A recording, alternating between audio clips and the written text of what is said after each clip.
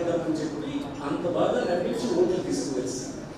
ఆ స్పీడ్లో మనం ఏం చెప్పినా కుదరలేదు. ఆ చట్టం ఇచ్చింది కేంద్ర ప్రభుత్వమే, వాళ్ళతోటి వాళ్ళే జట్టు కట్టారు. ఆ టైంలో బీజేపీ దొంగ ఉంది, ఏమి ఇచ్చారు చట్టం, ఎవరు చెప్పాడు అది దొంగ చట్టం అని అని ఎవరు అవ్వలేదు. వాళ్ళకి కలిసి రాజకీయ ప్రయోజనం కోసం వాళ్ళు నోరు మూసుకుంటున్నారు.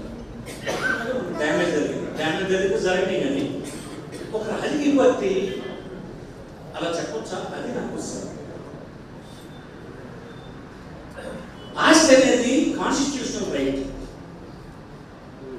నేను జగన్మోహన్ రెడ్డి ఇంకొకరు ఇండియా ప్రెసిడెంట్ ఒకటి అయిపోయినా భూమి తీసుకోలేదు. అది ప్రాథమికమైనటువంటి హక్కు. అది చంద్రబాబు తెలుసు, మాట్లాడడం తెలుసు, ఆ పత్రికల్లో రాష్ట్రంలో తెలుసు, దానికి అర్థం ఉండదు. కానీ నమ్మించగలుగుతాను, నమ్మించి రాజకీయ ప్రయోజనం పొందారు. నేనేమంటానంటే ఒక రాజకీయ పార్టీ అలా ప్రజల్ని అటువైపు తీసుకెళ్ళచ్చు. అది రాజకీయ పార్టీ. నిజానికి రాజకీయ పార్టీలు దేశంలో ఉన్న ప్రజల్ని అలాంటి అమాయకమైనటువంటి ఆలోచన వైపు తీసుకెళ్ళడం.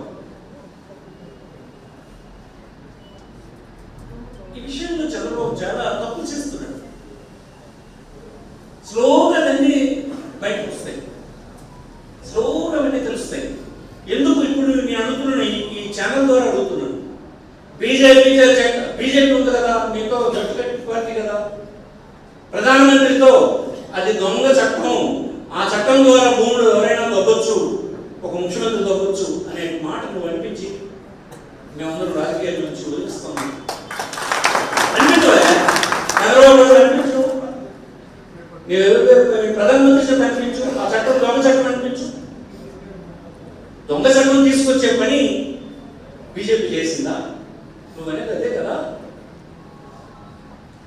అది దొంగ చట్టం, భూములు దొబ్బే చట్టం అయితే అలాంటి భూములు దొబ్బే చట్టాన్ని నరేంద్ర మోడీ నాయకత్వంలో ఉండేటువంటి బీజేపీ ప్రభుత్వం రాష్ట్రానికి ఇచ్చిందా? ఆ డ్రాఫ్ట్ నువ్వు అడగలే, నువ్వు చెప్పండి అతనితో. రాష్ట్ర ప్రధానిగా అందరికీ నేను చెప్తున్నా ఈ ఛానల్ ద్వారా. ఎందుకంటే ఆ పోర్ట్ఫోలియో నేను డీల్ చేశాను కనుక.